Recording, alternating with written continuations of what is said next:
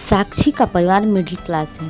परिवार में माँ पिता हैं। साक्षी के जीवन में तब जिम्मेदारियां बढ़ जाती हैं जब एक दिन अचानक उसके पिताजी को पैरालिसिस आ जाता है। साक्षी पर अब उसके छोटे भाई और एक छोटी बहन के साथ पिता के इलाज और घर चलाने का बोझ आ गया है। साक्षी ग्रेजुएट है। वो अब नौकरी करके सारे घर की जिम्मेदारी अच्छे से संभाल रही है। उसे अब अपनी फैमिली के अलावा कुछ नहीं दिखाई दे रहा है। पिता और माँ को साक्षी पर गर्व है। साक्षी ने इस दौरान कई अच्छे रिश्ते को मना कर दिया। इसमें से कुछ उनके रिश्तेदारों ने बताए थे। इसीलिए रिश्तेदार अब साक्षी से थोड़ा जलने लगे। साक्षी को एक लड़का रचित कुछ दिनों से फॉलो कर रहा होता है। लड़के को साक्षी अवॉइड करती है, लेकिन उस लड़के का रिश्ता लेकर उसकी माँ उसके घर आ जाती है। वो लड़का अच्छी पैसे वाली फैमिली से था। साक्षी को अब अपने माँ और पिता का बहुत ज़्यादा प्रेशर होता है। इस वजह से वो काफ़ी मनाने के बाद मान जाती है, लेकिन वो एक शर्त रखती है कि वो अपने घर को संभालेगी और नौकरी नहीं छोड़ेगी। लड़के की माँ यह मान जाती है। शादी होती है। शादी के लिए वो खुश है। शादी के पहले वो लड़के से मिलकर बात करना चाहती है, लेकिन लड़के की तरफ से कोई पहल नहीं होती है, तो वो भी कुछ नहीं करती। जल्दी में शादी करवा दी जाती है। रचित शादी के दिन ही कई दिनों बाद उसे दिखाई दिया। बहुत नर्वस लग रहा है। वो जिससे पीछे पड़ा था, शादी उसी से हो रही है, लेकिन फिर भी उसके चेहरे पर खुशी नहीं है। साक्षी को बात अजीब लगती है। उसको अंदेशा हो जाता है कि कुछ गड़बड़ है। अपने रूम में बेड पर वो बैठी है और बाहर से कई मर्दों की आवाज़ आ रही है। तभी वो बैठी बैठी सोचती है कि वो उन्हें आवाज़ से कैसे पहचानेगी, क्योंकि अभी तक उसने उनकी आवाज़ सुनी ही नहीं। और फिर रचित कमरे में आता है और चेहरे का रंग पूरा उड़ा हुआ रहता है।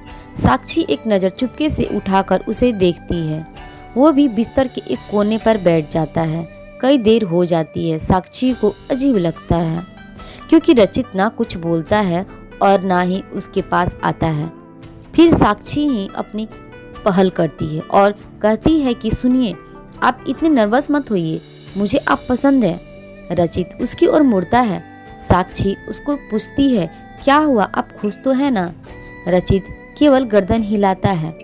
साक्षी बोलती है, मुझे आपसे बहुत बातें करनी थी, लेकिन आपने पहल ही नहीं की।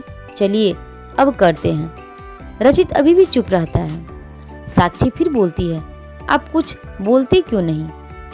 रचित की आंखों में अब आंसू आ जाते हैं। साक्षी घबरा जाती है। क्या हुआ, मुझे बताइए तो।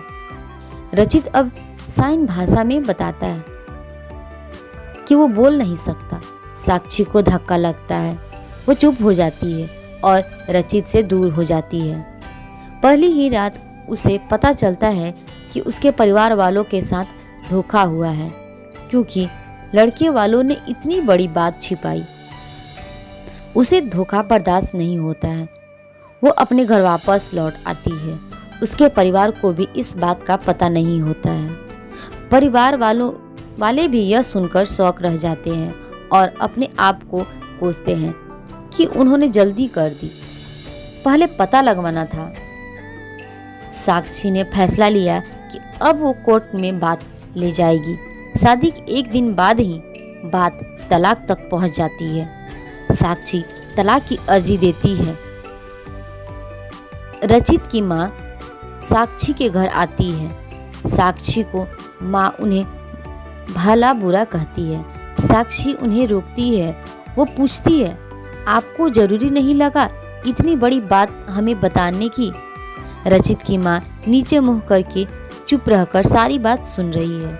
रचित की माँ कहती है कि मैं माँ अपने बेटे का भला ही चाहती हूँ और उसके पिता भी नहीं है। वो साक्षी को पसंद करता है, इसलिए वो साक्षी से शादी करना चाहता था। मैंने हिम्मत की बोलने की, मगर मैं कर नहीं पाई। फिर मुझे डर भी लगा, क्योंकि पहली बार उसने कुछ करने को कहा।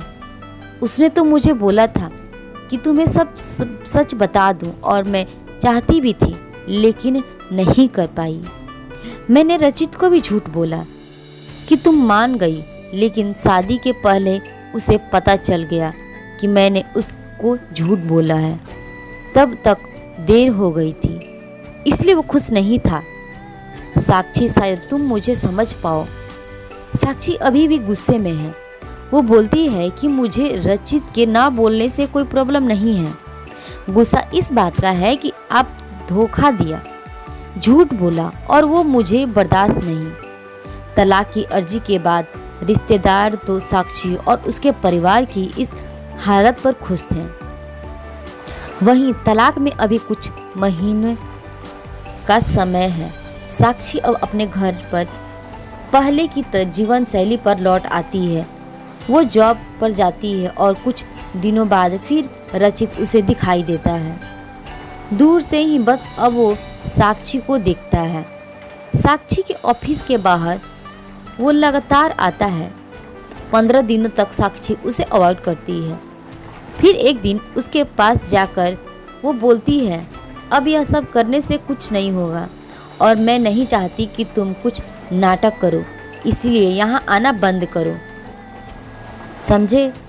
साक्षी की बातें वो सुन रहा है। वो साक्षी को इशारों में कॉफ़ी पीने को कहता है, लेकिन साक्षी वहाँ से चली जाती है। अगले दिन फिर वही रचित खड़ा रहता है। साक्षी उसके पास जाकर कहती है, कॉफ़ी पीकर मेरा पीछा छोड़ दोगे? रचित गर्दन हाँ में हिलाता है। टेबल पर दोनों आमने सामने बैठे हैं। रचित अपने फ़ोन में कुछ मैसेज टाइप करता है। साक्षी उसको देख भी नहीं रही है। साक्षी के फ़ोन पर मैसेज आता है। रचित लिखा होता है, sorry but I really love you so much.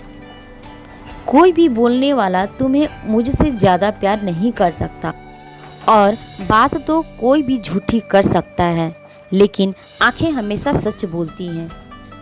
एक बार मेरी आंखों में देख लो, फिर तुम्हें जो सही लगे वो करना। साक्षी का सारा गुस्सा मैसेज पढ़ते ही चला गया। वो धीरे से अपनी आंख उठाकर रचित की आंखों में देखती है और उसकी आंखों से आंसू निकल आते हैं। वहीं वो उसको बोलती है, पहले ऐसी बात नहीं लिख सकते थे? मुझे आज तक कभी किसी ने नहीं समझाया। वो खड़ी होती है और रचित को बोलती है, चलो मेरा सामान वापस अब तुम ही उठा कर ले जाओगे। रचित उठकर साक्षी को हक करता है।